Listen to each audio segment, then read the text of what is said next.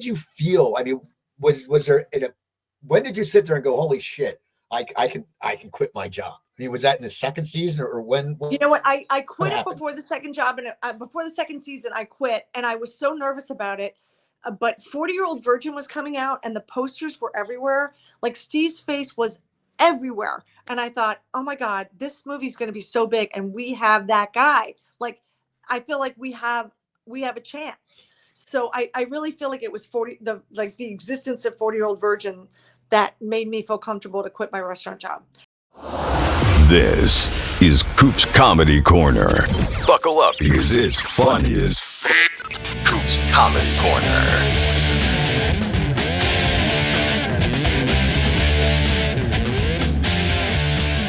Welcome to Coop's Comedy Corner. We have a great show today. I want to give a shout out to my sponsors, Laurel Lanes, right down there on Route 73 in Maple Shades. Laurel Lanes is the ultimate entertainment center. They have 60 lanes of bowling.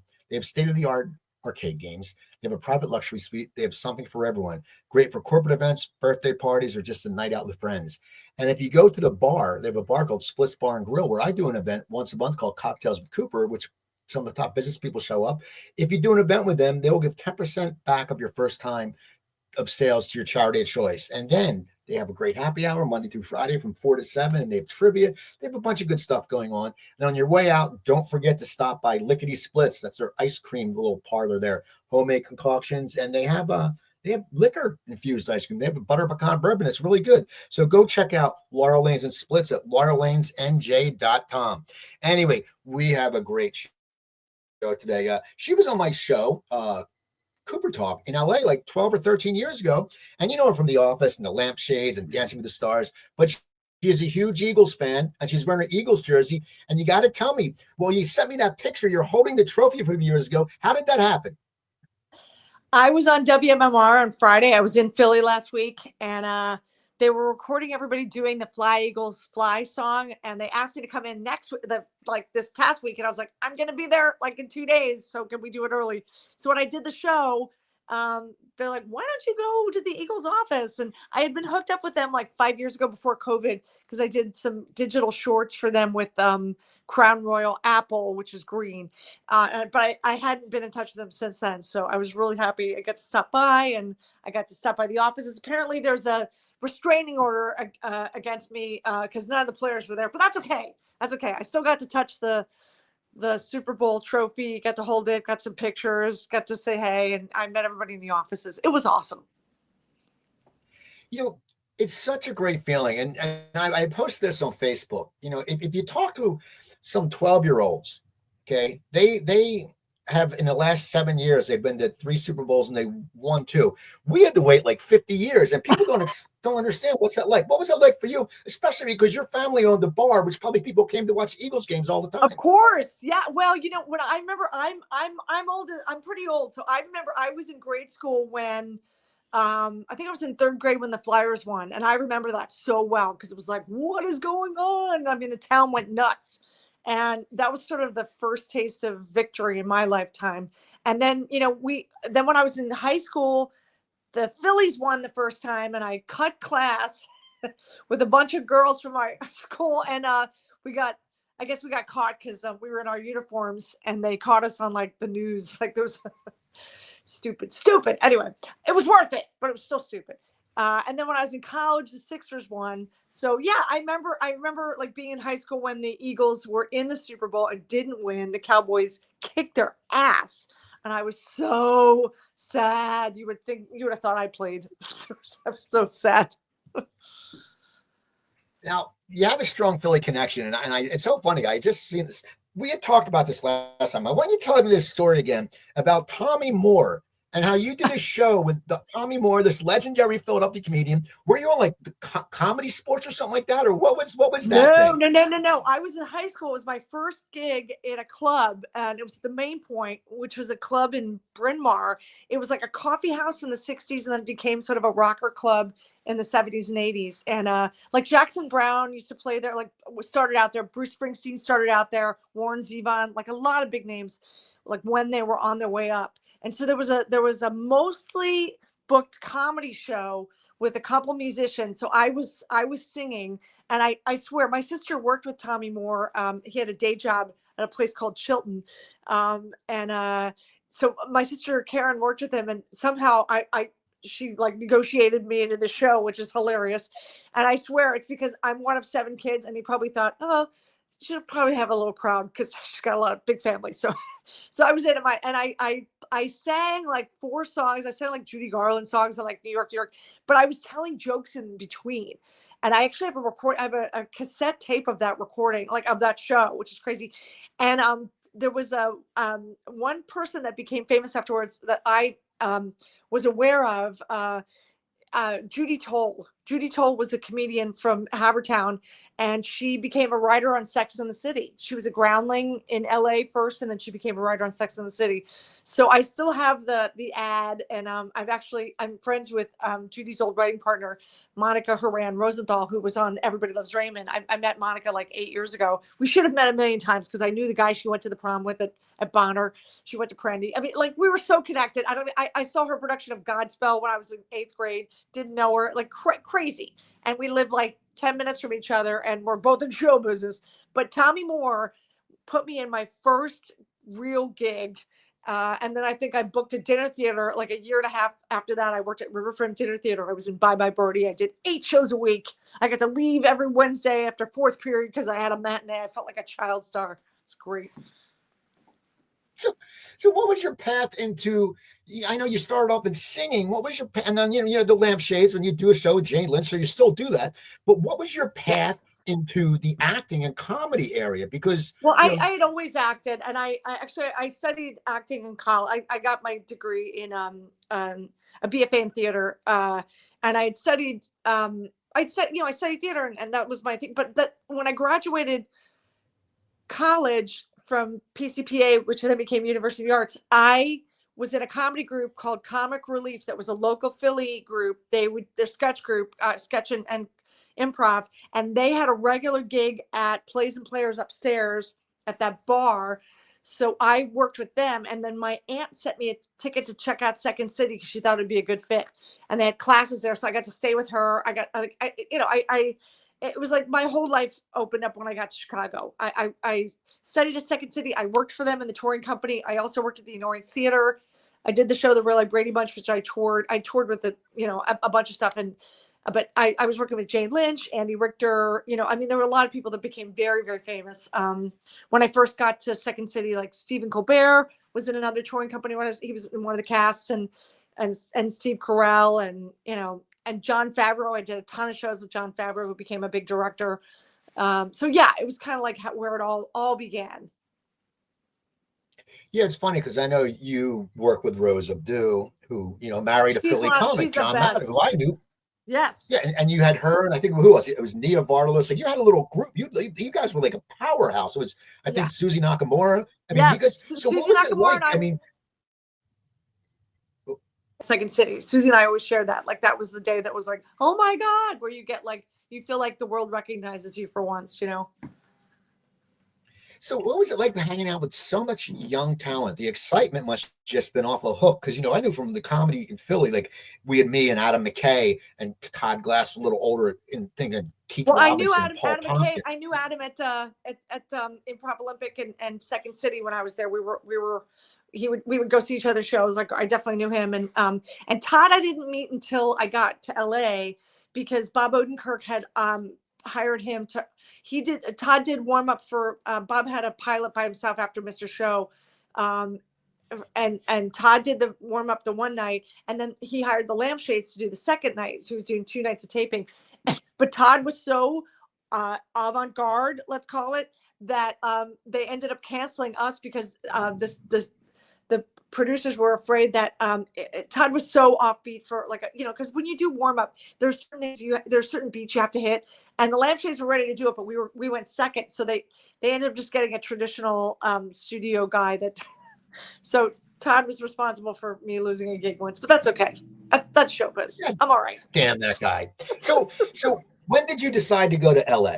Because you're in Second City. I know a lot, and there was production then in Second City. They were shooting shows, so you could get some work in Second City. But a little. I mean, it was a great place to start. But I was up for SNL while I was at Second City and the Annoyance at the same time, it was the first time that Lauren Michaels went to the Annoyance Theater first instead of Second City first. I was up for SNL, didn't get it. Two of my friends got it. It was like that whole thing where you're like, you want to be happy for your friend, but what do you do with your disappointment? So lots of therapy. But yeah, so I ended up touring with the Really Brady Bunch. We did a big national tour, and we were at the Kennedy Center for 7 weeks. And like, we played Boston and Tampa, and then we were like on a rock and roll bus for 6 months in the old Allman Brothers tour bus, and that was with Anna Gasteyer. She was in that tour, so I knew her from then. And yeah, then I lived in New York for 6 months, and then moved to LA. I actually moved to LA to do a play with some people from the Really Brady Bunch, from some Chicago folks, and it was a stage production of the movie Valley of the Dolls, and it was such a big cult hit. I call it like pre-YouTube theater, where people were like, it was very Rocky Horror. People would say the lines with you, and so the show ended up going off Broadway. So I went to New York with it, and I was there for like 3 years. And then I moved back to LA, and I was singing in a band in New York as well. I was singing with John Flansburgh from They Might Be Giants. He had another band called Monopuff, so I got to sing with them. And yeah, so I had like some interesting creative adventures, but I was still waiting tables for a long time. And I actually started to do the Lampshades a little bit in New York by myself. We had started in Chicago briefly, myself and Scott Robinson, and then we did it for like actually 20 years in LA. We did 5 years. We did every Saturday night for 5 years at IO West on Hollywood Boulevard, among other clubs. So that was like our main place. But we did like a lot of cover band comedy. It was like, we opened for the Dan Band, Garfunkel and Oates, Puddle's Pity Party, Richard Cheese. We were sort of that world. We were sort of in the stand-up world a little bit, because we did a show at Aspen Comedy Festival with a lot of very funny people. So we were sort of like, we would sort of find ourselves hosting stand-ups. So what was your path to the office? When you think about when you're on a show like that, I recently talked to Jim O'Hare, who had Parks and Recreation, and it changes your life because, one, you have the financial stability. And so you can do different projects later on in your career. So it's one of those things. But how did that? Because I know you were still bartending when you were cast in the show. I was still working I was bartending and waiting tables. I literally kept my restaurant job through the first season of The Office, because I didn't know if we were going to get picked up. So I was covering my shift during the week and working my Sunday brunch. But I had auditioned for the part of Jan, didn't get it. But Allison Jones, the casting director, said, I don't know if this is your part, but I feel like you're really right for the show.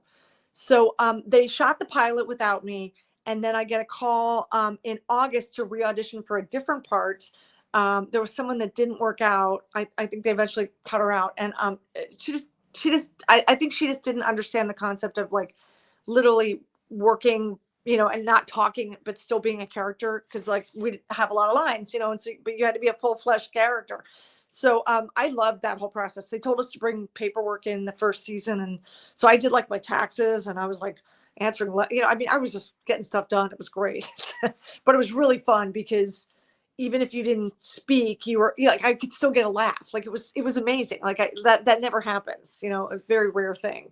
So I stopped counting my lines, and I just sort of like trusted that this was a great gig.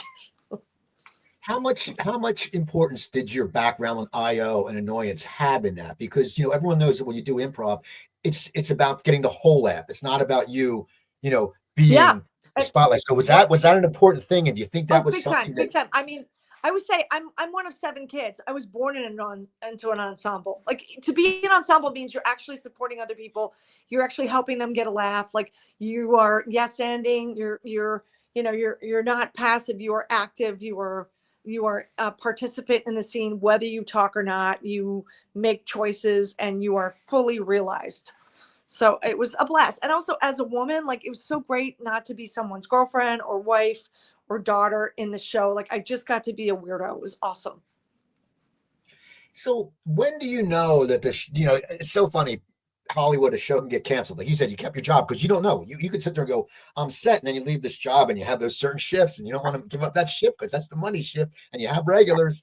And so when did you feel, I mean, when did you sit there and go, holy shit, I can quit my job? I mean, was that in the second season, or when? You know what? I quit it before the second job, and before the second season, I quit, and I was so nervous about it But 40-Year-Old Virgin was coming out and the posters were everywhere. Like Steve's face was everywhere. And I thought, oh my God, this movie's going to be so big. And we have that guy. Like, I feel like we have a chance. So I really feel like it was the existence of 40-Year-Old Virgin that made me feel comfortable to quit my restaurant job. And literally my boss said on my last day, we were going to get you a cake, but you'll be back after 7 years.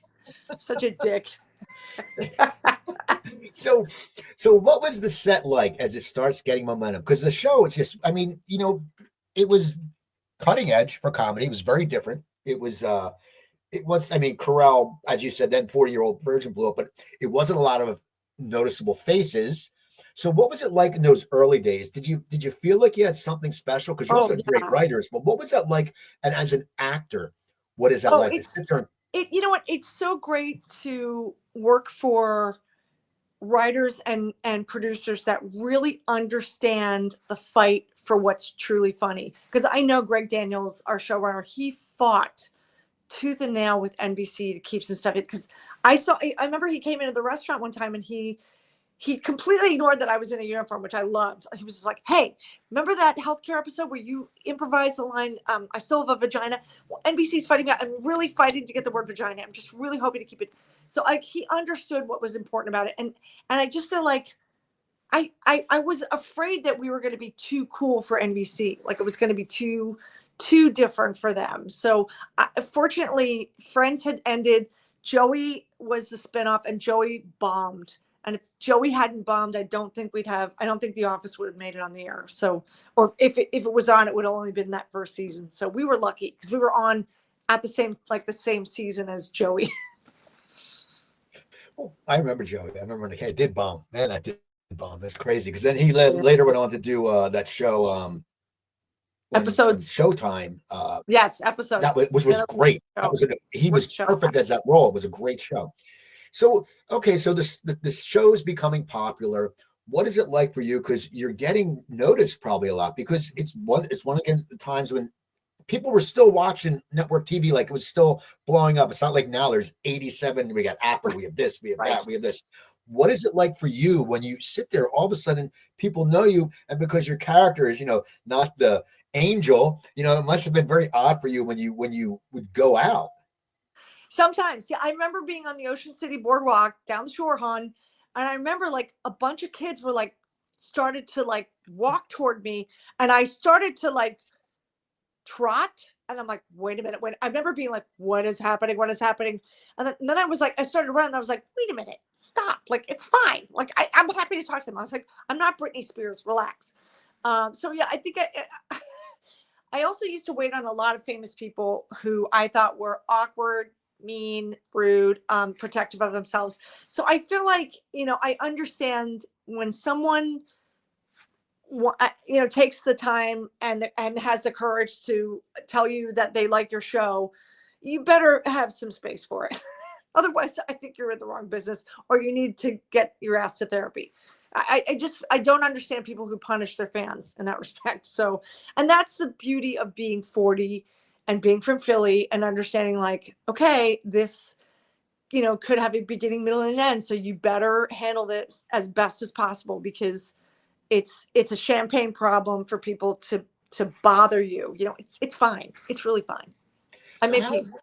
How important do you think it was having a big family that kept you grounded? Because still probably when you came home, they're probably like, shut up, Kate. You're on TV. We don't care. I mean, it must have been very important because, Philadelphia, like the families, there's a bond. People don't get it. I mean, we see with sports fans. When I lived in LA, I would see a guy with an Eagles hat at a bar and you'd start talking to him.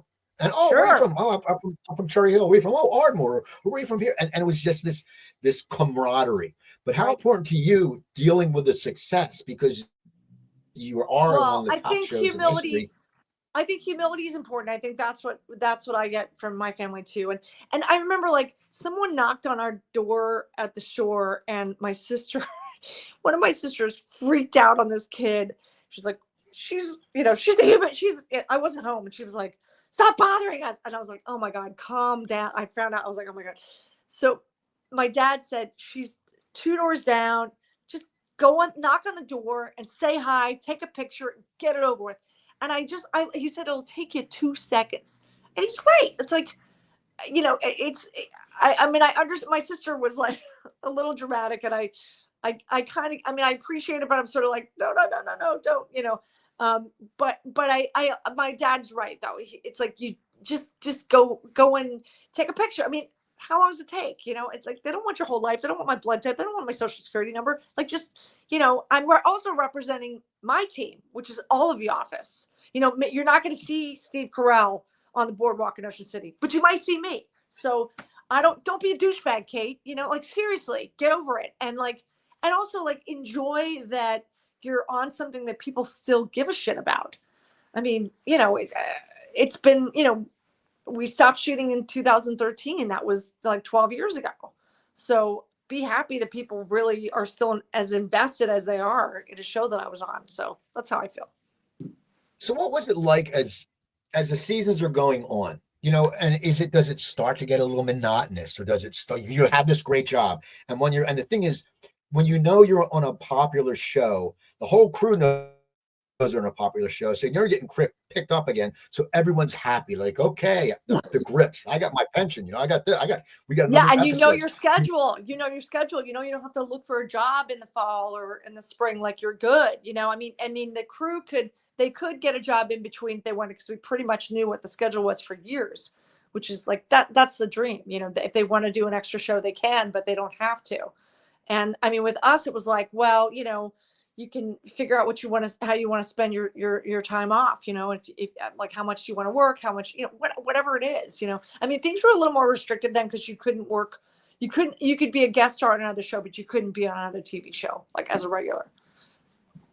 So now, did you know the show was going off when it ended? Did you guys know, was it set up and so yeah, we were working on the episode Work Bus, which was directed by Bryan Cranston. And I remember we were in a weird place because the bus had to travel. So we were kind of in the middle of nowhere. And we each got a call.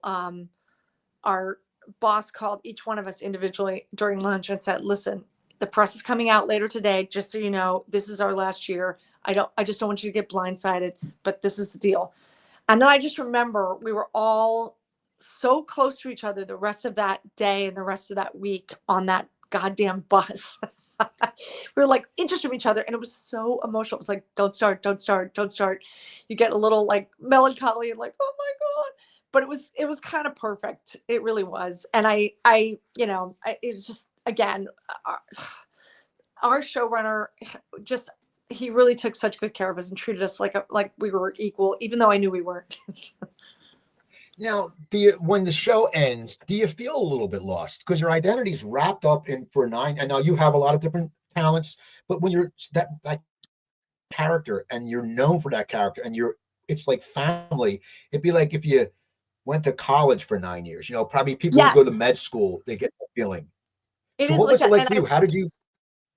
Well, it's funny. A few people, I remember, like, a few people I ran into, like, the month of our last episode. Like, I remember, like, I saw Michael Patrick King, who was the showrunner for Sex and the City, and I saw Andy Ackerman, who was a director for Seinfeld, and they both were like, listen, there's a grieving period, so just get ready. It's kind of like a graduation and a death, it's like, or, I mean, it's the best champagne problem in the world, but it is, it's the biggest champagne problem in the world, I should say. But you definitely grieve. And, luckily, I met my boyfriend on The Office. So he was an NBC photographer. He's TV. He doesn't work for NBC exclusively anymore, but he worked on like all these different shows, but he was always like, he had his own office. So he was, he understood the ending of shows for sure. But he always had the next thing because he was set up for that. But it was helpful for me to have somebody that understood that on such a big level, because he really gets it, So yeah, it's a process, I mean, I understand why people get a little nuts and start drinking and doing drugs, I mean, whatever. What do you decide to do once the show's over? I mean, what's your plan? What's your game plan? I kind of didn't have one. I mean, I didn't know exactly what to expect. But luckily that was the same year. Like, Jane Lynch, who was on Glee at the time, and Glee was ending the same year that The Office ended. So she got asked to do a show, like a cabaret show in New York, and she didn't want to do it by herself. And we used to sing together. So she asked if I would do an act with her, and I said sure. So the next thing I know, we were in New York, just doing like our first run, and then we ended up like adding a band, and like it just kind of built and built, and then we did a Christmas album a couple years later, and then we got to do a big Christmas tour every season. So it kind of was a perfect little creative opportunity. And I think a year after The Office, I booked the cartoon OK KO. I was KO's mom for that 3 years, and then I recorded on Steven Universe, and I got to do a bunch of guest stars on like New Girl and Brooklyn Nine-Nine. But that was it was mostly like the live stuff and the voiceover. Now, how did you end up with Dancing with the Stars? Because my friend Wendy Liebman has always wanted to do that show. She's like, I want to do that show, and it's like, how did that happen? You know what? They asked me, and it was literally, I got the call the day my sister Nancy passed away, and I literally came from the funeral. I was in Philly, and I got the call, and I was like, I can't even move. Like, I couldn't even think about. I was like, what? They want me for what? And I kind of was like, it sort of felt like, oh, maybe this is bullshit, and maybe they're just kind of checking their quota to have meetings with certain people, and I'm just checking the box for like, yeah, they tried. So, but they were very serious, and they wanted me to come out and meet with them. So I went to LA a few days later, and yeah, it was just kind of this weird thing. And I'll be honest with you, I didn't really watch it, so I didn't know how hard it was going to be. I didn't realize what a challenge it was. I actually thought it was. I was like, I'm too cool for that. Boy, was I wrong. I am not too cool for that. That it was the most unbelievable 4 months of my life. And then I ended up doing the tour for a couple months with them as well, which was crazy because I was 55 and I was, I mean, I wasn't young. I was out of shape, and I don't know. I was the oldest woman on it for most of the season. Mary Wilson from the Supremes was the first one that was let go the first week. So but I was like, oh my God, it was crazy. And doing the tour, the national tour, I got to do a comedy monologue at the top of the show and do some dances from the show. And it was physically challenging, but I loved, like, I hosted at Radio City. So it was 6,000 seats. It was sold out. Like, it was amazing. I got to also play the Grand Ole Opry. Like, there were some wonderful places, the Fox Theater in Atlanta. There was a few bucket list places that I've always wanted to play. So it was a great chance for my comedy, and then just to, just connect with the fans in person. It was awesome.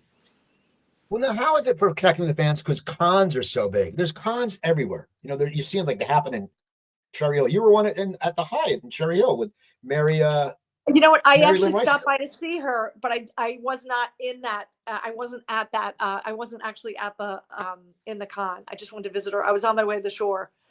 So I was driving by. I was like, I can't just like drive by. My friends, we were like, anyway, so we hung out that night. Yeah, that's so funny. But now, are you doing cons? I am. Yeah, I'm actually doing 2 in I guess it's March and April in that week. I'm doing Melbourne, Australia, and New Zealand. I'm sure in New Zealand. So yeah, and then I'm sure I have some other ones coming up too, though. Yeah, I do like 4 a year, depending. What's the experience like? What's the experience like? These people just coming and gloating on you. Well, I like doing it with other people from the office because then we really get to hang and have fun. And for a while, I was just doing the fan expos, which is great because you kind of see the same people. It's like literally the same crew, the same food, like it's the same. And that's why I would see people like Carl Weathers, and like there's a few people like I really like I can't believe he passed away. Like there's a few people that I just really look forward to hanging out with, and or like I don't know. There's even people like oh